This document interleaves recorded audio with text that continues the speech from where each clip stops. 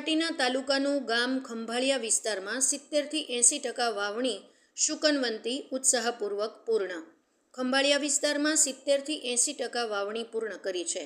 સૌરાષ્ટ્રમાં લોકવાયકા પરંપરા અને ધાર્મિક દ્રષ્ટિએ વાવણી માટે સૌથી શુભ મુહૂર્ત કરી ખેડૂતો વાવણી પહેલાં તેમના પોતાના ખેત ઓજારો અને બળદનું પૂજન કરી ખેતી કાર્યનો મંગળ પ્રારંભ કરે છે અને વરસાદનું પ્રથમ પાણી જમીનની અંદર કૃષિ પાકોને સારા વર્તારા તરીકે આશીર્વાદ સમાન ગણાય છે.